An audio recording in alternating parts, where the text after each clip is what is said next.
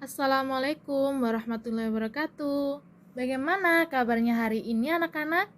Bu Guru harap semuanya dalam keadaan sehat dan semangat ya dalam mengikuti materi hari ini. Waalaikumsalam warahmatullahi wabarakatuh. Alhamdulillah, sehat Bu.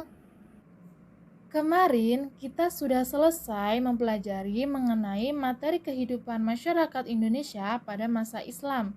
Tetapi ada satu teman kita nih yang kemarin tidak masuk sekolah. Kemarin Salsa tidak masuk sekolah ya? Iya Bu, kemarin saya sakit, jadi saya belum paham. Baik, karena Bu Guru ada rapat, boleh Bu Guru minta sama Yaya, nanti pulang sekolah jelasin ulang ya ke Salsa. Iya Bu, sangat boleh. Hehehe. Terima kasih Yaya, nanti kalau ada yang kurang paham bisa tanyakan ke Ibu ya.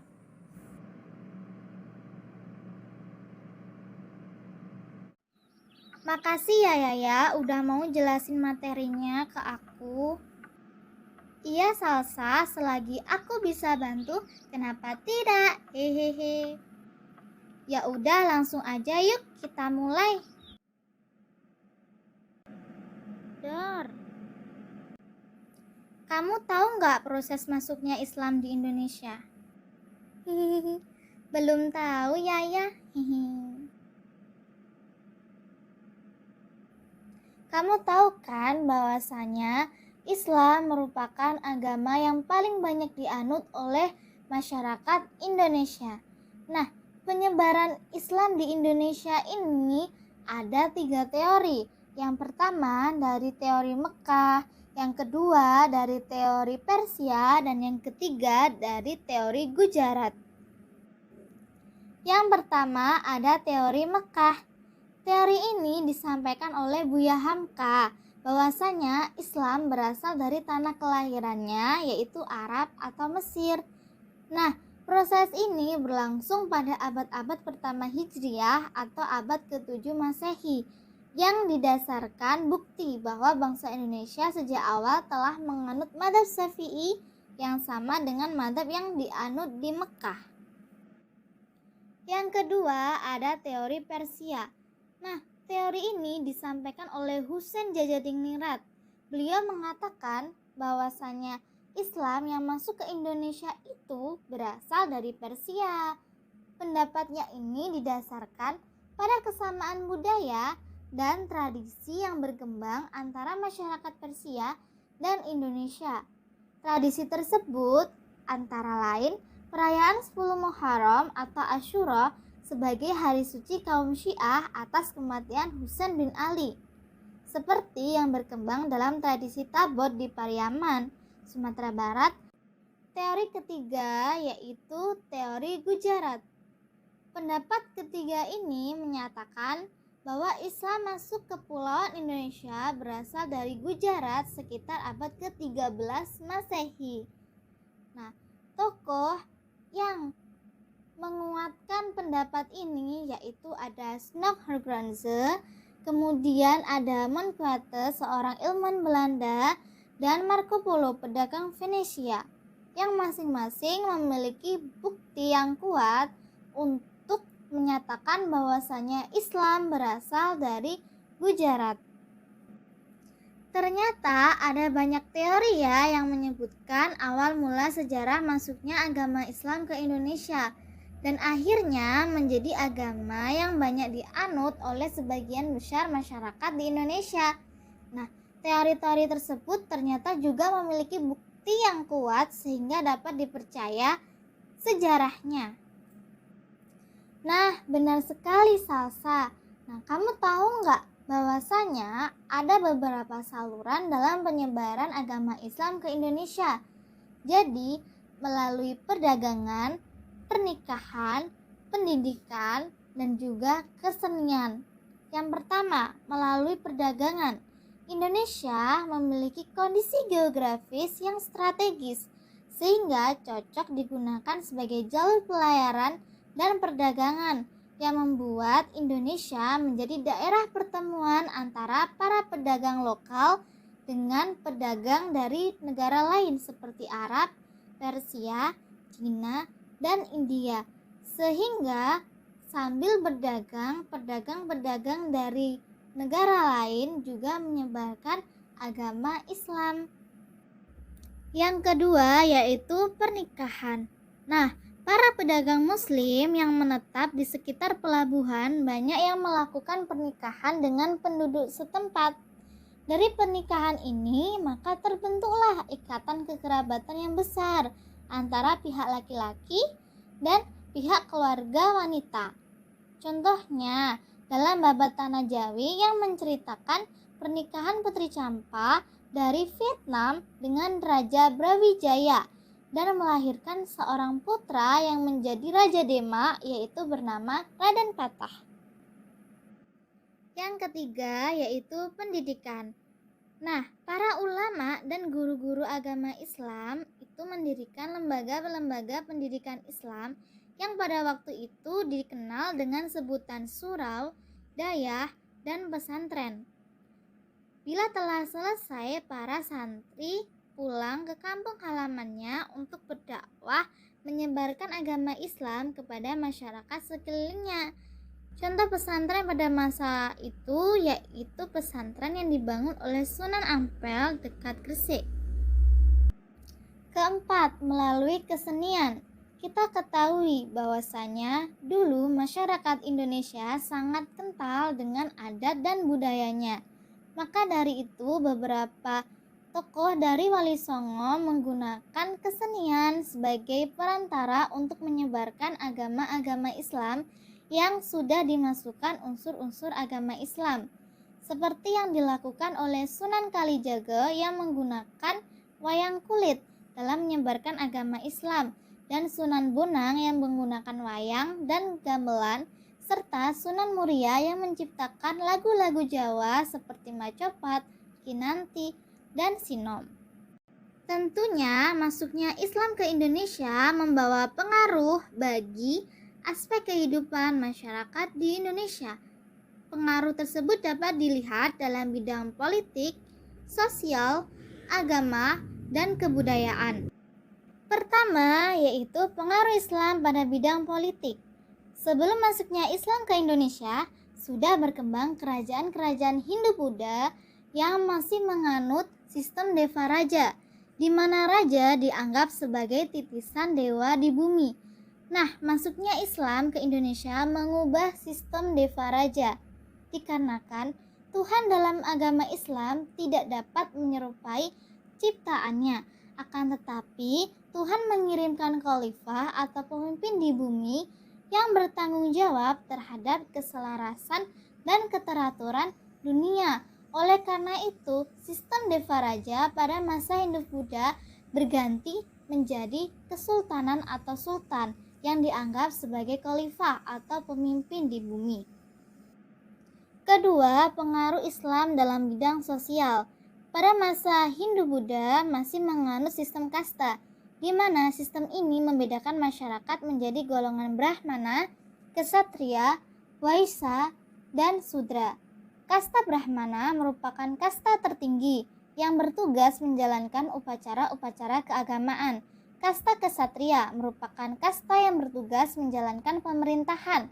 Golongan kasta Ksatria seperti raja, bangsawan, dan prajurit.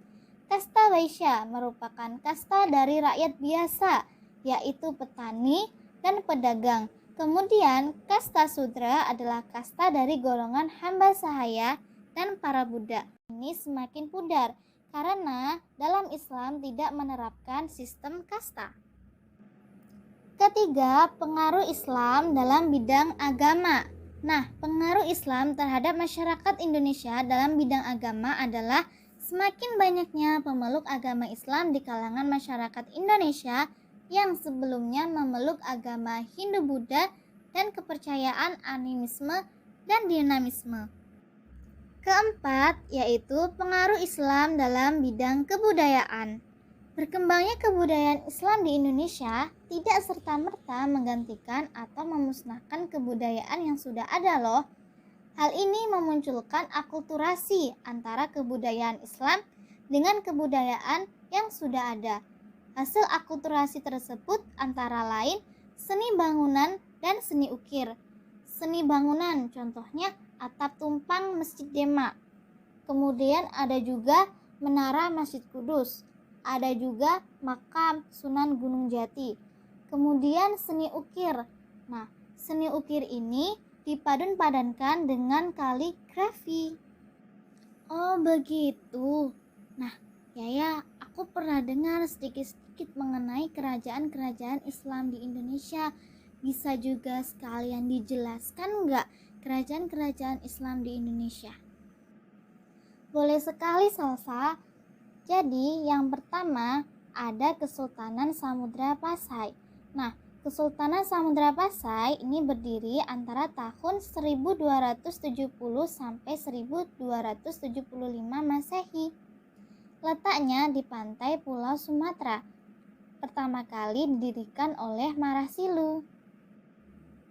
Kerajaan Samudra Pasai juga mempunyai peranan yang sangat penting loh dalam usaha penyebaran Islam di Nusantara maupun di Asia Tenggara. Mereka memiliki banyak hubungan dengan beragam kerajaan, apalagi dengan Malaka. Hubungan itu semakin erat dengan adanya pernikahan antara putra-putri sultan dari Pasai dan Malaka. Dari sini maka lahirlah kerajaan Islam Malaka pada awal abad ke-15 yang dimulai dengan pemerintahan Parameswara.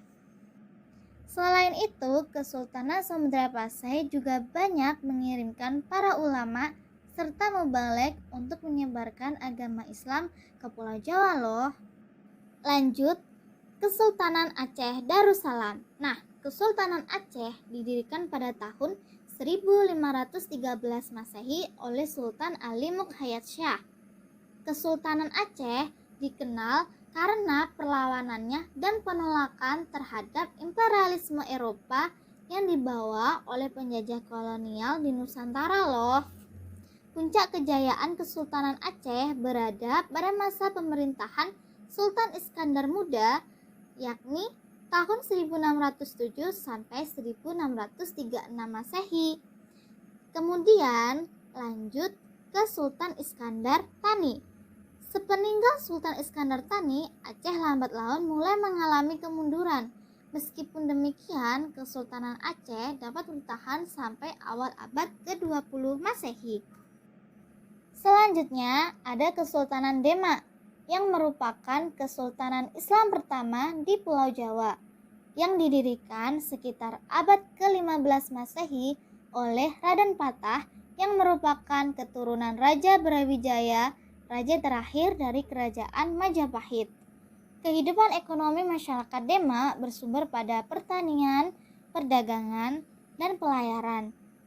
Kemudian dalam bidang keagamaan, Kesultanan Demak berperan sebagai pusat penyebaran agama Islam. Di Pulau Jawa, penyebaran Islam didukung oleh para wali yang dikenal dengan sebutan Wali Songo. Beberapa anggota Wali Songo ada yang berasal dari Demak loh, yaitu Sunan Kalijaga, Sunan Bonang, Sunan Kudus, dan Sunan Muria. Nah, Kesultanan Demak ini mencapai puncak kejayaan pada masa pemerintahan Sultan Trenggana. Setelah Sultan Trenggana wafat, Kesultanan Demak mengalami kemunduran. Salah satu penyebabnya adalah perebutan tahta antara keluarga. Kemudian ada Kesultanan Banten. Sebelum menjadi kesultanan, Banten sudah berkembang menjadi kota pelabuhan penting di bawah kekuasaan Kerajaan Sunda. Nah, pada tahun 1526, Fathahillah dari Kesultanan Demak berhasil merebut Banten dari Kerajaan Sunda. Kesultanan Banten mencapai puncak kejayaan pada masa pemerintahan Sultan Ageng Tirtayasa tahun 1651 sampai 1682, namun mengalami kemunduran sejak terjadi perselisihan antara Sultan Ageng Tirtayasa dengan putranya Sultan Abu Nasyir Abdul Qahar atau disebut dengan Sultan Haji, dikarenakan Sultan Haji cenderung berkompromi dengan VOC. Selanjutnya ada Kesultanan Makassar. Kesultanan Makassar merupakan kesultanan Islam yang terletak di Sulawesi Selatan. Kesultanan Makassar berawal dari Kerajaan Goa dan Kerajaan Talo.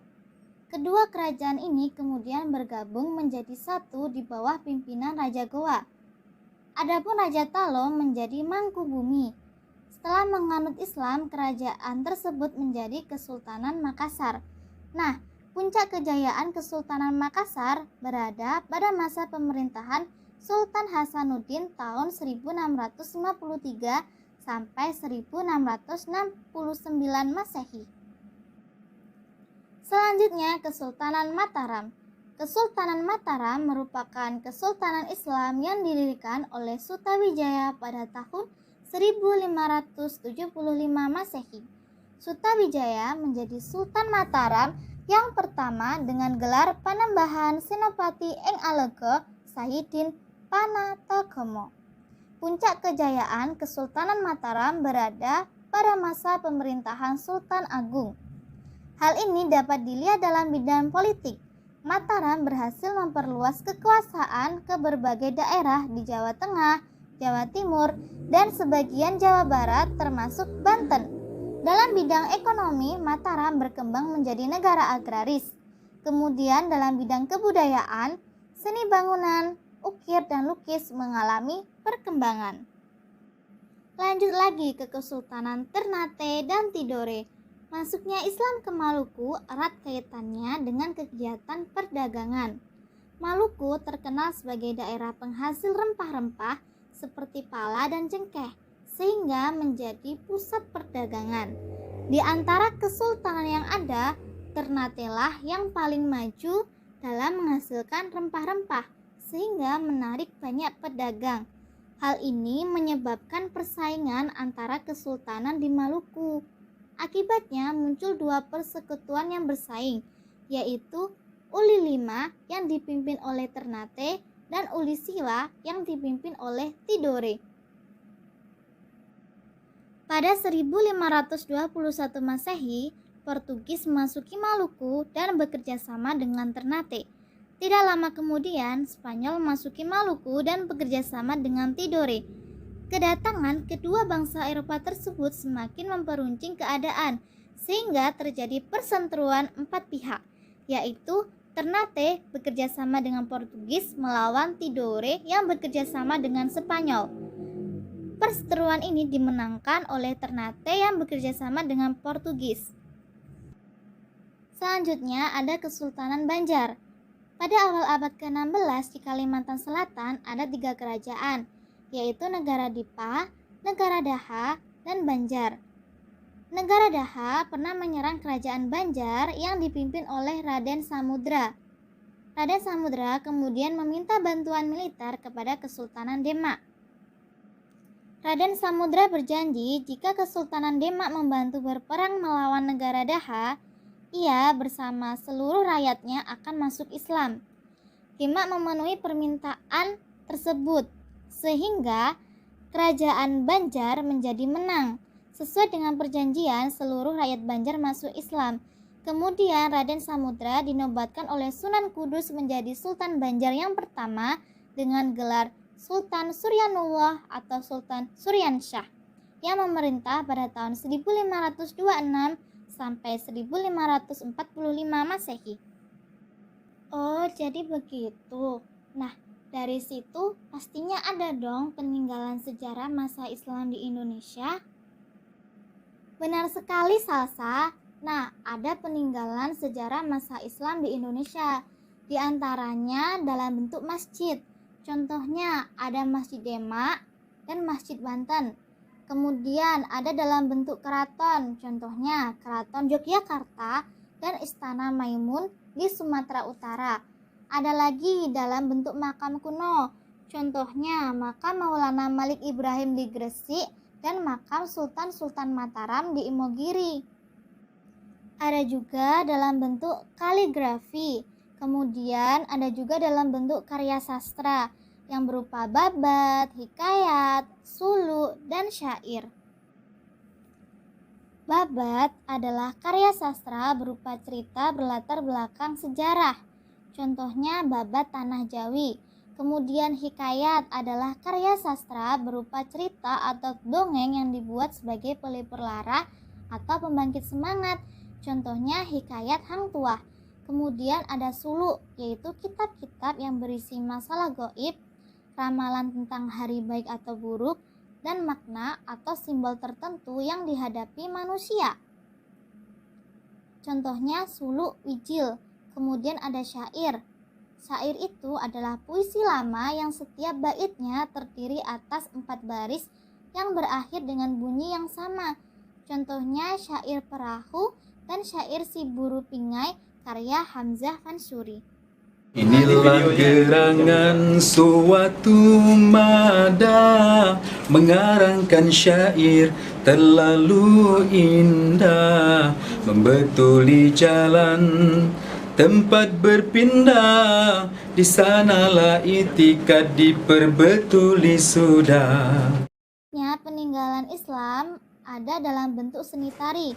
Contohnya tari saman dari Aceh. Tarian ini dilakukan dengan iringan nyanyian yang sebenarnya adalah sholawat atau pujian kepada Nabi. Selanjutnya peninggalan Islam yaitu debus, merupakan kesenian bela diri dari Banten. Dalam kesenian ini pemain menusukkan benda tajam ke tubuhnya tanpa meninggalkan luka.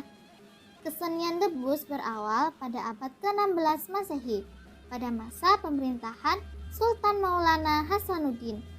Debus pernah digunakan sebagai sarana untuk memompa semangat juang rakyat Banten melawan Belanda pada masa pemerintahan Sultan Ageng Tirtayasa. Kemudian juga peninggalan Islam ada dalam bentuk sekaten dan grebek.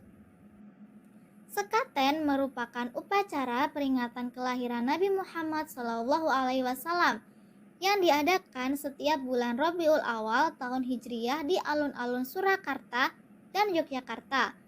Puncak perayaan sekaten ditandai dengan grebek maulutan dengan mengarak sebuah gunungan yang terbuat dari beras ketan, makanan, buah-buahan, dan sayur-sayuran sebagai bentuk ungkapan rasa syukur kepada Tuhan Yang Maha Esa. Salsa sekarang tahu kan bahwa peninggalan sejarah Islam di Indonesia dapat berupa seni bangunan, seni rupa, seni sastra, maupun seni pertunjukan. Boleh Salsa sebutkan bentuk seni pertunjukan peninggalan sejarah Islam di Indonesia? Iya ya, sekarang Salsa menjadi paham. Nah, bentuk seni pertunjukan peninggalan sejarah Islam di Indonesia diantaranya ada gamelan, ada wayang, ada tari saman, dan juga ada debus. Wah, Salsa hebat, benar sekali. Oh, jadi begitu kehidupan masyarakat Indonesia pada masa Islam. Terima kasih Yaya sudah mau menjelaskan ke Salsa. Sekarang Salsa menjadi paham. Terima kasih Yaya.